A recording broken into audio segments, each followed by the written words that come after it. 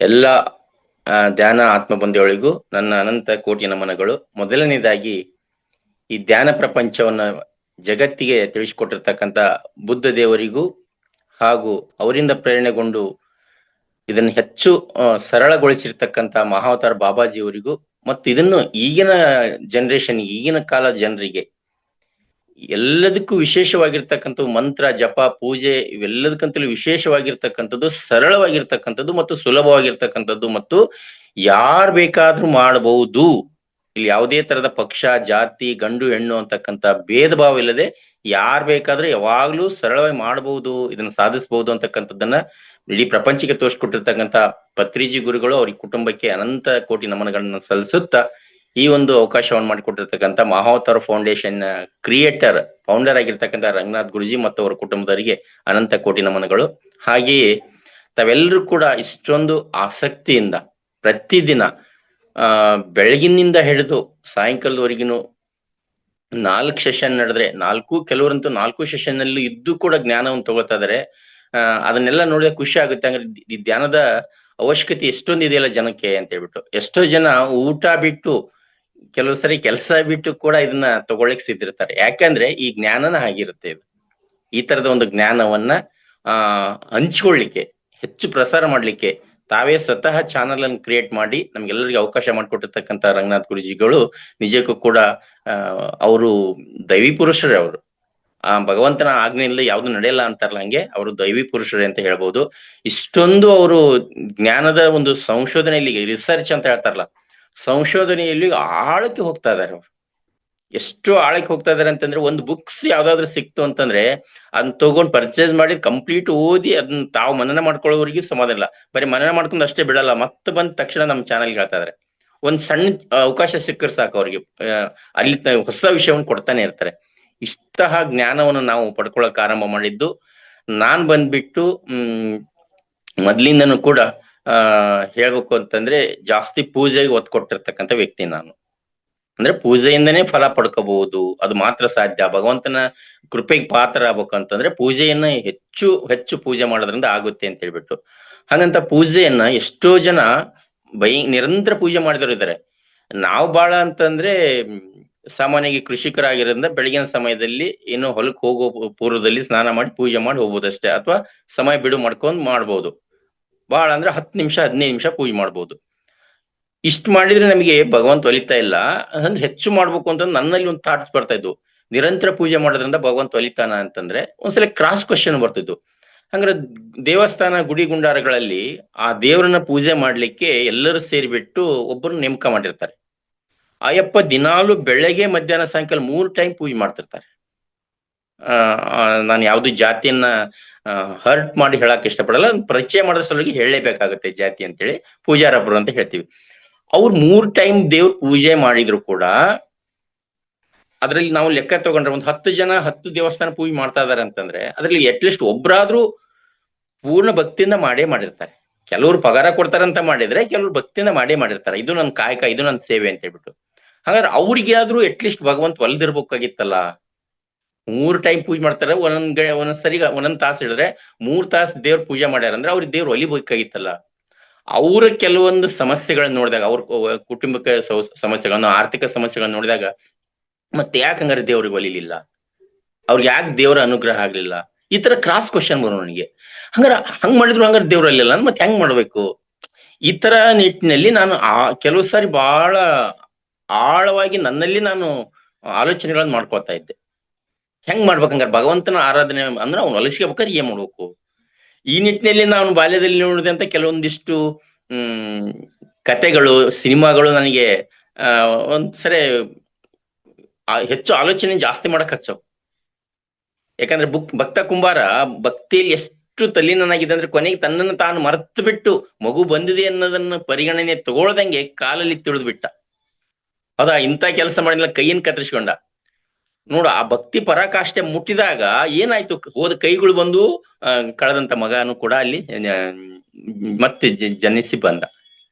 ಹಂಗಾರೆ ಭಕ್ತಿ ಯಾವಾಗ ನಮಗೆ ಒಲಿಯುತ್ತೆ, ಯಾವಾಗ ನಾವು ಆ ಪರಾಕಾಷ್ಠೆಯನ್ನು ಮುಟ್ಲಿಕ್ಕೆ ಸಾಧ್ಯತೆ ಇದೆ ಅಂತಕ್ಕಂಥದ್ದನ್ನು ನೋಡಿದಾಗ ನಾವು ಇತ್ತಿತ್ಲಾಗ ಗೊತ್ತಾಗಿರ್ತಕ್ಕಂಥದ್ದು ಹೆಂಗಾರೆ ನಮಗೆ ಒಲೆಯಲ್ಲಿ ಬಿಡು ಅಂತ ಅನ್ಕೊಳ್ತಿದ್ವಿ. ಬಟ್ ಇತ್ತಿತ್ಲಾಗ ಗೊತ್ತಾಗಿದ್ದು PMC ಈ ಚಾನೆಲ್ಗಳು ಬಂದು ಇಲ್ಲಿ ಆ ಜ್ಞಾನಿಗಳು ಹಂಚಿದಂತ ಜ್ಞಾನ ತಗೊಂಡ್ಮೇಲೆ ಗೊತ್ತಾಗ್ತಾ ಇದೆ, ನಮ್ಮ 7 ಜನ್ಮಗಳ ಕರ್ಮಗಳು ಕಳೆದ ಹೊರತು ನಾವು ಭಗವಂತನ ಕೃಪೆ ಪಾತ್ರರಾಗಲಿಕ್ಕೆ ಸಾಧ್ಯ ಇಲ್ಲ.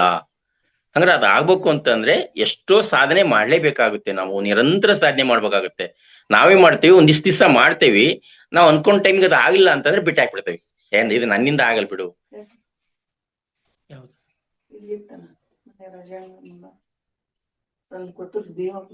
ನಮ್ ಜೇನು ಇರ್ಬೇಕು. ಹೀಗಿದ್ದಾಗ ಏನ್ ಮಾಡ್ಬೇಕು, ಹಂಗಾರೆ ಯಾವ ತರ ಮಾಡ್ಬೇಕು ಅಂತಕ್ಕಂಥದ್ದು ಗೊಂದಲ ಬರ್ತಾ ಇತ್ತು. ಏನೇ ಆಗ್ಲಿ ನಾವು ನಿರಂತರ ಪ್ರಯತ್ನವನ್ನ ಬಿಡಬಾರ್ದು.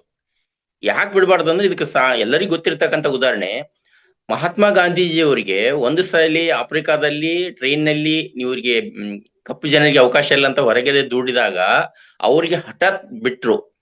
ಇವ್ರನ್ನ ಏನಾದ್ರೂ ಮಾಡೋದು ನನ್ನ ದೇಶದಿಂದ ಓಡಿಸ್ಬೇಕು ಅಂತಕ್ಕಂಥ ಹಠ ಬಿಟ್ಟು ಒಬ್ಬ ವ್ಯಕ್ತಿ ನಿರ್ಧಾರ ಮಾಡಿ ಎಷ್ಟು 100 ವರ್ಷಗಳವರೆಗೆ ಅದನ್ನ ನಿರಂತರವಾಗಿ ಹೋರಾಟ ಮಾಡ್ತಾ ಬಂದ್ರು.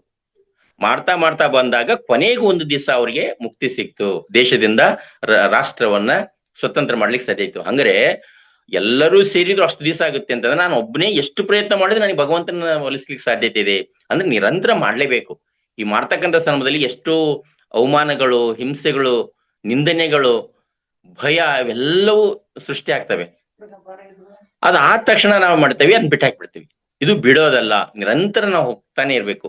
ಈ ನಿಟ್ಟಿನಲ್ಲಿ ಕಳೆದ 2.5 ವರ್ಷದಿಂದ ನನಗೆ ಚಾನಲ್ ಪರಿಚಯ ಆಯ್ತು. ಮೊದ್ಲಿನ ನಾವು ಕೂಡ ಬೇರೆ ಬೇರೆ ನೆಟ್ವರ್ಕ್ ಮಾಡ್ತಾ ಇದ್ವಿ, ಬಿಸ್ನೆಸ್ ಗಳನ್ನ, ವ್ಯವಸಾಯ ಮಾಡೋದ್ರ ಜೊತೆಗೆ ಒಂದ್ ಮಾಡ್ತಾ ಇದ್ವಿ. ಯಾಕಂದ್ರೆ ಕೆಲವು ಕಡೆ ಹೇಳ್ತಾರೆ ಉತ್ತಮನಿಗೆ ವ್ಯವಸಾಯ ಅಂದ್ರೆ ಯಾರು ಉತ್ತಮನೋ ಸರ್ವಶ್ರೇಷ್ಠನೋ, ಯಾರಲ್ಲಿ ಎಲ್ಲಾ ತರದ ಗುಣಗಳು ಇದಾವೆ ಅವನು ಸರ್ವಶ್ರೇಷ್ಠ ಅಂತ, ಅವನು ಉತ್ತಮನಿಗೆ ವ್ಯವಸಾಯ ಅಂತೆ. ಹೌದಾ? ಮಧ್ಯಮನಿಗೆ ವ್ಯಾಪಾರ. ಯಾರು ಮಧ್ಯಮ ಅಂತಂದ್ರೆ ಅವನಿಗೆ ವ್ಯಾಪಾರ ಅಂತೆ. ಕನಿಷ್ಠನಿಗೆ ನೌಕರಿ ಅಂತ ಹೇಳ್ತಾರೆ. ನೌಕರಿ ಮಾಡೋದು ಅಂತಂದ್ರೆ ಇವತ್ತಿನ ದಿವಸ ಅದೇ ಒಂದು ಟ್ರೆಂಡು. ಅವನು ಅಂತ IAS IPS ಅಧಿಕಾರಿ ಇದ್ದಾನೆ, ತಿಂಗಳಿಗೆ ಇಷ್ಟಿಷ್ಟು ಸ್ಯಾಲ್ರಿ ಇದೆ, ಎಲ್ಲ ಅವ್ರಿಗೆ ಲಕ್ಸುರಿ ಕಾರ್ ಎಲ್ಲ ವ್ಯವಸ್ಥೆ ಇರುತ್ತೆ ಅಂತೇಳಿ. ಹೌದಾ? ಬಟ್ ಅವನ್ ಕನಿಷ್ಠನಂತೆ. ಯಾಕೆ ಅಂದ್ರೆ ಅವ್ರು ಬೇರೆ ಅವನಿಗೆ ಒಂದು ಅಧಿಕಾರಿ ಇರ್ತಾರೆ, ಆ ಅಧಿಕಾರಿ ಹೇಳ್ದಂಗೆ ಇವ್ನು ಕೇಳ್ಬೇಕು. ಇವ್ ಬೇಕಾದಂಗ IAS IPS ಅಧಿಕಾರಿ, ಹ್ಞೂ ಸರ್, ಆಯ್ತು ಸರ್ ನೋಡಿ, ಅವ್ರದ್ದು ಸ್ವಂತ ಏನು ಮಾಡಕ್ ಬರಲ್ಲ ಅಲ್ಲಿ. ಅಧಿಕಾರಿ ಹೇಳ್ದಂಗೆ ಅವ್ರು ಹೇಳ್ದಂಗೆ ಕೇಳ್ಬೇಕಾಗಿದೆ. ಹಂಗೆ ಕನಿಷ್ಠನಿಗೆ ನೌಕರಿ ಅಂತ ಹೇಳ್ತಾರೆ. ವ್ಯಾಪಾರ ಮಾಡೋನ್ ಮಧ್ಯಮ ಅಂತ. ಆದ್ರೆ ಕೃಷಿಗೆ ಅಂತಕ್ಕಂಥದ್ದು ಸರ್ವಶ್ರೇಷ್ಠ ಅಂತ ಹೇಳ್ತಾರೆ. ಇಲ್ಲಿ ಆ ಭೂತಾಯಿ, ಪ್ರಕೃತಿ, ಪರಿಸರ ಅವೆಲ್ಲ ಪಂಚಭೂತಗಳ ಜೊತೆ ಸಂಪರ್ಕ ಇಟ್ಕೊಂಡು ಬೀಜವನ್ನ ಹದವರಿತು, ಬೀಜ ಹಾಕಿ ಬೆಳೆ ಬೆಳೆದು ಅದ್ ಪಕ್ವವಾದಾಗ ಅದನ್ನ ಸಂಗ್ರಹಣೆ ಮಾಡಿ ಬೇರೆಯವರಿಗೆ ಕೊಡ್ತಕ್ಕಂಥ, ಮಾರಾಟ ಮಾಡ್ತಕ್ಕಂಥದ್ದು, ಉಪಜೀವನ ನಡೆಸ್ತಕ್ಕಂಥದ್ದು ವ್ಯವಸ್ಥೆ ಇಲ್ಲಿ ಇರ್ತಕ್ಕಂಥದ್ದು. ಅಂದ್ರೆ ಇಲ್ಲಿ ಬೆಳೆದಂತ ಆಹಾರ ಬೆಳೆಯನ್ನ ನಾವು ಒಬ್ಬನೇ ಇಟ್ಕೊಳಲ್ಲ, ಎಲ್ಲರಿಗೂ ಅನ್ಸ್ತಾನೆ. ಬಟ್ ಆ ಬೆಳೆಯೋದು ಒಂದು ಕಲೆ ಅಲ್ವಾ? ಆ ಕಲೆಯನ್ನ ನಾವು ಮೈಗೂಡಿಸ್ಕೊಂಡು ಬಂದಿರ್ತಕ್ಕಂಥದ್ದು ಕೃಷಿ ಕುಟುಂಬ ಆಗಿರೋದ್ರಿಂದ ಅದೆಲ್ಲ ಬಂದ್ಬಿಡುತ್ತೆ. ಅದೇ ಹೇಳ್ತಾರಲ್ಲ, ಹಾಡ್ತಾ ರಾಗ ಅಂತ ಹೇಳ್ತಾರಲ್ಲ, ಹಂಗೆ ಆ ಹಿರಿಯರು, ತಂದೆ ತಾಯಿಗಳು ಅವರೆಲ್ಲ ಮಾಡೋದ್ ನೋಡಿ ಬಂದ್ಬಿಟ್ಟಿರುತ್ತೆ ಅದು. ಈ ಒಂದು ನಿಟ್ಟಿನಲ್ಲಿ ಬಂದಂತವ್ರು ನಾವು ಹೇಳ್ತಾರೆ. ಬಸವಣ್ಣ ಹೇಳಿದ್ರು ಕಾಯಕವೇ ಕೈಲಾಸ ಅಂತ ಹೇಳ್ಬಿಟ್ಟು. ನೀನ್ ಏನ್ ಕಾಯಕ ಮಾಡ್ತೀಯಾ, ನೀ ಕಟಿಂಗ್ ಶಾಪ್ ಇಟ್ಕೊಂಡು ಹೇರ್ ಕಟಿಂಗ್ ಮಾಡೋ, ಅದು ನಿನ್ ಕಾಯಕ. ಹೌದಾ? ಬಡಗಿತನ ಮಾಡೋ, ಅದು ನಿನ್ ಕಾಯಕ. ಕೃಷಿ ಮಾಡೋದು ನಿನ್ ಕಾಯಕ. ಹಂಗಂತ ನೌಕರಿ ಮಾಡೋದು ತಪ್ಪು ಅಂತ ಹೇಳಲ್ಲ ನಾವು. ಅಲ್ಲೂ ಕೂಡ ಸಾಧನೆ ಮಾಡಿರ್ತಕ್ಕಂಥವ್ರು ಪತ್ರಿಜಿಗಳು ನೋಡಿ. ಆ ಕೋರ್ಮಂಡಲ್ ಕಿಂಗ್ ಫರ್ಟಿಲೈಸರ್ ಕಂಪ್ನಿಯಲ್ಲಿ ಕೆಲಸ ಮಾಡಿ ಅವರು ಅಲ್ಲಿ ಕೆಲಸ ಮಾಡ್ತಂತಾನೆ ಧ್ಯಾನದ ಬಗ್ಗೆ ಪರಿಚಯ ಮಾಡ್ಕೊಂಡು ಮಹಾವತಾರ್ ಬಾಬಾಜಿ ಅವರ ಇತಿಹಾಸ ಪೂರ್ಣ ಓದಿ, ಹಂಗಾರೆ ಇಲ್ಲಿ ಧ್ಯಾನನ ಸರಳವಾಗಿ ಈ ತರ ಧ್ಯಾನ ಮಾಡೋದ್ರಿಂದ ನಾವು ಭಗವಂತನ ಕೃಪೆ ಅರ್ಹರಾಗುವುದು ಅಂತಕ್ಕಂಥ ತಿಳ್ಕೊಂಡು ತಾವು ಧ್ಯಾನ ಮಾಡಿ ಅದನ್ನ ಅನುಭವಿಸಿ ಅಳವಡಿಸ್ಕೊಂಡು ಬೇರೆ ಪ್ರಸಾರ ಮಾಡಕ್ ಸ್ಟಾರ್ಟ್ ಮಾಡಿದ್ರು. ಜಾಬ್ ಮಾಡ್ತಾನೆ ಮಾಡಿದ್ರಲ್ಲ ಅಲ್ಲಿ, ಕೊನೆಗೆ ಒಂದ್ ದಿವಸ ಅದನ್ನ ರಿಲೀಸ್ ಮಾಡಿದ್ರು. ಬಿಡಿ, ಅದು ಕೇಳಿದಾಗ ಗೊತ್ತಾಗುತ್ತೆ. ಹೀಗೆ ಅವ್ರವ್ರು ಮಾಡ್ತಕ್ಕಂಥ ಕಾಯಕವೇ ಕೈಲಾಸ. ಕಾಯಕದೊಳಗನೆ ನಾವು ಕೈಲಾಸ ಕಾಣ್ಬೇಕು ಅಂತಂದ್ರೆ ಅದನ್ನ ಶ್ರದ್ಧಾ ನಿಷ್ಠೆಯಿಂದ, ಭಕ್ತಿಯಿಂದ, ಇದು ನನ್ನ ಅವಕಾಶ, ಇದು ನನ್ನ ಸೇವೆ, ಭಗವಂತ ಈ ಸೇವೆ ಮಾಡ್ಲಿಕ್ಕೆ ನನ್ ಕೊಟ್ಟಿದ್ದಾನೆ, ಭಗವಂತ ನನ್ಗೆ ಇದನ್ನ ಮಾಡಕ್ ಕೊಟ್ಟಿದ್ದಾನೆ, ಇದನ್ನ ಮಾಡಕ್ ಹಚ್ಚಿದ್ದಾನೆ, ಇದು ನನ್ನ ಪಾತ್ರ, ಈ ಪಾತ್ರವನ್ನೇ ನಾನು ಚೆನ್ನಾಗ್ ಮಾಡ್ಬೇಕು ಅಂತಕ್ಕಂಥ ನಿಟ್ಟಿನೆಲ್ಲ ಮಾಡಿದಾಗ ಭಗವಂತನ ಕೃಪೆಗೆ ಕಾರಣ ಆಗ್ತಾನೆ ಇರ್ತೀವಿ. ದಿನಲ್ಲ ಆಗ್ತಿರುತ್ತೆ, ನಮಗೆ ಗೊತ್ತಾಗಲ್ಲ ಅಷ್ಟೇ.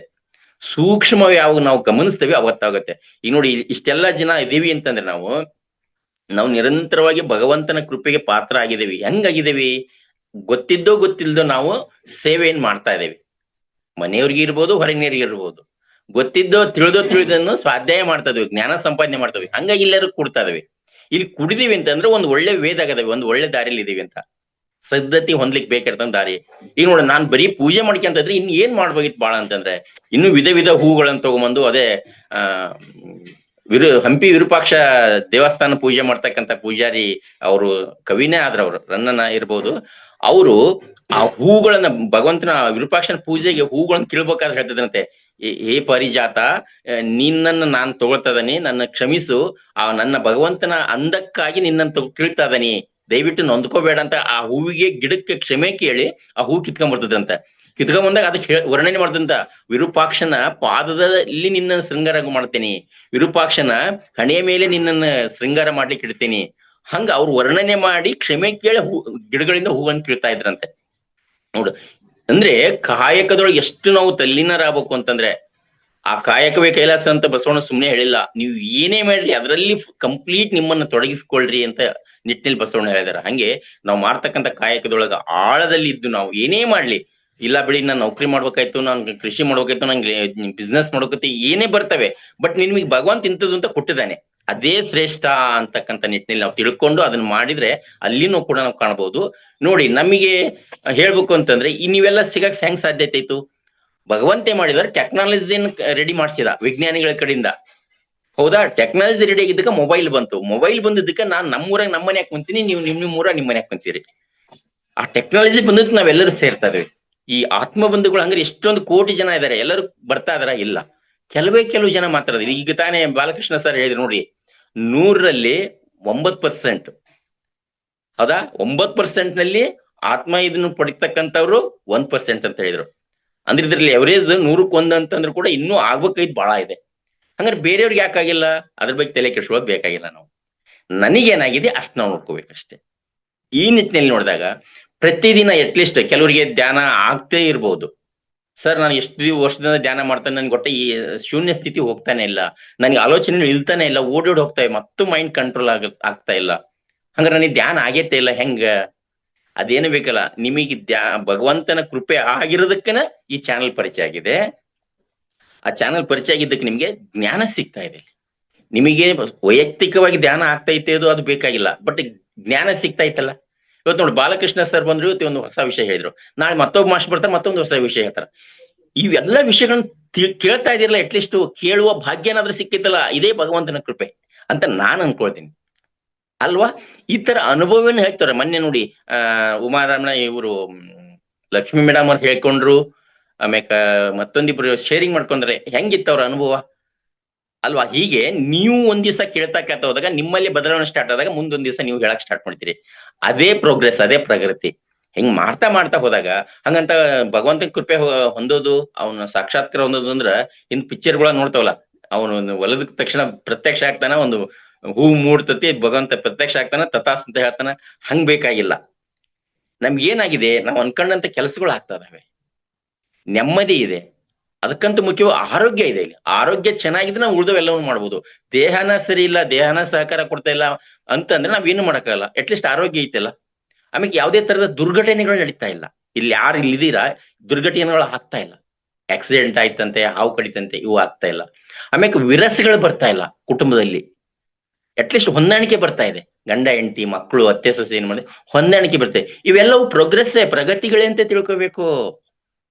ಯಾರು ಇದು ಪರಿಚಯ ಆಗಿಲ್ಲ, ಜ್ಞಾನ ಪ್ರಪಂಚ ಪರಿಚಯ ಆಗಿಲ್ಲ, ಅವ್ರಿಗೆ ಆಗ್ತಾ ಇಲ್ಲ. ಅಲ್ಲಿ ವಿರಸ ಬಂತು ಅಂದ್ರೆ ಎಲ್ಲ ಅದೇನ್ ಹೇಳ್ತಾರೆ, ಡೈವರ್ಸ್ ಆಗ್ತಾ ಇದಾವೆ. ಅಂದ್ರೆ ಅವ್ರ ಆವೇಶಗಳು ಜಾಸ್ತಿ, ದುರ್ಮರಣಗಳು ಆಗ್ತಾ ಇದಾವೆ, ಸತ್ತೇ ಹೋಗ್ತಾ ಇದಾರೆ, ಕೈಕಾಲು ಮುಡ್ಕೊಳ್ತಾ ಇದಾರೆ. ಅವು ಯಾವ ಆಗ್ತಾ ಇಲ್ವಲ್ಲ, ಅದಕ್ಕೆ ಖುಷಿ ಪಡ್ಬೇಕು, ಹೆಮ್ಮೆ ಪಡ್ಬೇಕು ಅಂತ ನಾನು ಹೇಳಕ್ ಇಷ್ಟಪಡ್ತೇನೆ. ಈ ನಿಟ್ಟಿನಲ್ಲಿ ನಮ್ಗೆ ಹಲವಾರು ರೀತಿಯ ಅನುಭವಗಳ ಜೊತೆ ಒಳ್ಳೆ ಆತ್ಮದ ಅಭಿವೃದ್ಧಿ ಆಗಿದೆ. ನನಗೆ ಹೇಳ್ಬೇಕು ಅಂತಂದ್ರೆ ಆತ್ಮೋನ್ನತಿ ಜಾಸ್ತಿ ಆಗಿದೆ. ಹಾಗಾಗ್ಬಿಟ್ಟು ಈಗ ಬಾಲಕೃಷ್ಣ ಸರ್ ಹೇಳಿದ್ದಕ್ಕೆ ನನಗೆ ಒಂಥರ ಪ್ರೌಡ್ ಫೀಲ್ ಆಯ್ತು. ಪ್ರತಿದಿನ ನಾವು ಬೆಳಗ್ಗೆ 4 ಗಂಟೆಯಿಂದ 5 ಗಂಟೆ ಮೌನದನ್ನ ಶೂನ್ಯ ಧ್ಯಾನ ಮಾಡ್ತಾ ಇದ್ದೀವಿ. ಇನ್ನೂ ಒಂದು ಮಾಸ್ಟರ್ ನಾ ಹೇಳ್ಬೇಕು ಅಂತ, ನಾನು 2.5 ವರ್ಷ ಆಯ್ತು ನಾನು ಧ್ಯಾನಕ್ಕೆ ಬಂದು. ಇವತ್ತಿ ಕೂಡ ನನಗೆ ಧ್ಯಾನಕ್ಕೆ ಕುಂದಿರ್ಸಿರ್ತೇನೆ, ಎಚ್ಚರ ಮಾಡಿಸ್ತಿರ್ತೇನೆ, ಕುಂತಿರ್ತೇನೆ, ಬಟ್ ಶೂನ್ಯಕ್ಕೆ ಹೋಗಿಲ್ಲ ನಾನು. ಬಟ್ ಆಲೋಚನೆ ಕಂಟ್ರೋಲ್ ಆಗಿಲ್ಲ, ಹಂಗಂತ ನಾ ಬಿಟ್ಟಿಲ್ಲ.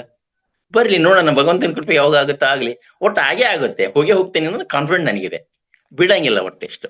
ಈ ನಿಟ್ಟಿನಲ್ಲಿ ನನ್ನ ಕೆಲವೊಂದಿಷ್ಟು ಅನುಭವಗಳನ್ನ ನಾನು ಇವತ್ತಿನ ದಿವಸ ಇಲ್ಲಿ ಹಂಚ್ಕೊಳ್ತಾ ಇದ್ದೀನಿ. ಇಂಥ ಒಂದು ಅವಕಾಶ ಮಾಡಿಕೊಟ್ಟಿರ್ತಕ್ಕಂಥ ತಾವೆಲ್ಲರೂ ಕೇಳಿದಿರಾ. ಏನೇ ಆಗಲಿ ಒಟ್ಟು ನಿರಂತರ ನಾವು ಇಲ್ಲಿ ಚಾನಲ್ ಅಲ್ಲಿ ಇರೋಣ, ಜ್ಞಾನವನ್ನು ಸಂಪಾದನೆ ಮಾಡೋಣ, ಗೊತ್ತಿರ್ತಕ್ಕಂಥದ್ದನ್ನ ಅಳವಡಿಸ್ಕೊಳ್ಳೋದನ್ನ 4 ಜನಕ್ಕೆ ಹಂಚೋಣ. ಪತ್ರಿಜಿ ಗುರುಗಳು ಅದನ್ನೇ ಹೇಳಿದಾರ, ಕೇಳ್ರಿ, ತಿಳ್ಕೊಳ್ರಿ, ಅಳವಡಿಸ್ಕೊಳ್ರಿ, ಹಂಚ್ರಿ ಅಂತ ಹೇಳ್ಬಿಟ್ಟು. ಇದ್ರ ಜೊತೆ ಒಂದಿಷ್ಟು ಯಾರಿಗೆಲ್ಲ ಅನುಕೂಲತೆ ಇದೆ ಪಿರಮಿಡ್ಗಳ ಧ್ಯಾನವನ್ನ ಅಳವಡಿಸ್ಕೊಳ್ರಿ. ಪ್ರತಿಯೊಂದು ಮನಿಗೂ ಕೂಡ ಪಿರಮಿಡ್ಗಳನ್ನ ತಗೊಳ್ರಿ, ಅದ್ರ ಕೆಳಗಡೆ ಕುತ್ಕೊಂಡ್ ಧ್ಯಾನ ಮಾಡ್ರಿ. ಅಲ್ಲಿ ನಿಮಗೆ ಸ್ಟ್ಯಾಂಡ್ ಇಟ್ಕೊಂಡ್ ಸರಿಯಾಗಿಲ್ಲ ಅಂದ್ರೆ ಮೇಲ್ಗಡೆ ಹ್ಯಾಂಗ್ ಮಾಡಕ್ ಬರ್ತೈತಿ ಅಂದ್ರೆ ಅದಕ್ಕೆ ಹಾಕ್ಬಿಟ್ಟು ನೀವ್ ಯಾವ ಕುಂದ್ರೆ ಜಾಗ ಐತೆ ಅಲ್ಲಿ ಮೇಲ್ಗಡೆ ಹ್ಯಾಂಗ್ ಮಾಡ್ಬಿಟ್ಟು ಅದ್ರ ಕೆಳಗೆ ಕುತ್ಕೊಂಡು ಧ್ಯಾನ ಮಾಡ್ರಿ. ಆದ್ರೆ ಇನ್ನೂ ಜಾಸ್ತಿ ಆಗುತ್ತೆ ನಿಮಗೆ. ಗಮನಿಸಿ ಬೇಕಾದ್ರೆ ನೀವು ಆ ಪಿರಮಿಡ್ ಕೆಳಗಡೆ ಕುತ್ಕೊಂಡು ಧ್ಯಾನ ಮಾಡೋದಕ್ಕೂ ಸಾಮಾನ್ಯವಾಗಿ ಧ್ಯಾನ ಮಾಡೋದಕ್ಕೂ ವ್ಯತ್ಯಾಸ ಇದೆ. ಆತರ ಧ್ಯಾನ ಮಾಡ್ತಾ ಚೈತನ್ಯ ಶಕ್ತಿಯನ್ನ ಅಳವಡಿಸ್ಕೊಂಡು ಅದರಿಂದ ನಾವು ಏನು ಬೆಳಕು ಸಿಗುತ್ತಾ ಆ ಬೆಳಕನ್ನು ಪಡ್ಕೊಂಡು ಈ ಪ್ರಪಂಚಕ್ಕೆ ಸೇವೆ ಮಾಡೋಣ ಅಂತ ಹೇಳಿ ನಾ ಹೇಳಕ್ ಇಷ್ಟಪಡ್ತೀನಿ ಮಾಸ್ಟರ್ಸ್. ಇಷ್ಟು ಇವತ್ತು ನನ್ನ ಒಂದು ಸ್ವಯಂ ಅನುಭವಗಳನ್ನ ಹಂಚ್ಕೊಳ್ಳಿಕ್ಕೆ ಅವಕಾಶ ಮಾಡಿಕೊಟ್ಟಿದ್ದೀರಾ, ತಾವೆಲ್ಲರೂ ಕೇಳಿದಿರಾ. ಈ ಒಂದು ಅವಕಾಶ ಮಾಡಿಕೊಟ್ಟಿರ್ತಕ್ಕಂಥ ರಂಗನಾಥ್ ಗುರುಜಿ ಒಂದು ಟೀಮು ಮತ್ತು ನನ್ಗೆ ಇನ್ವೈಟ್ ಮಾಡಿ ಮಾತಾಡ್ಲಿಕ್ಕೆ ಅವಕಾಶ ಕೊಟ್ಟಿರ್ತಕ್ಕಂಥ ಉಮಾ ಮೇಡಮ್ ಹಾಗೂ ಅಶ್ವಿನಿ ಮೇಡಮ್ ಎಲ್ಲರೂ ಕೂಡ ನನ್ನ ಅನಂತ ಧನ್ಯವಾದಗಳನ್ನ ಹೇಳ್ತಾ ನನ್ನ ಮಾತಿಗೆ ವಿರಾಮವನ್ನು ಹೇಳ್ತಾ ಇದ್ದೇನೆ master. Thank you so much.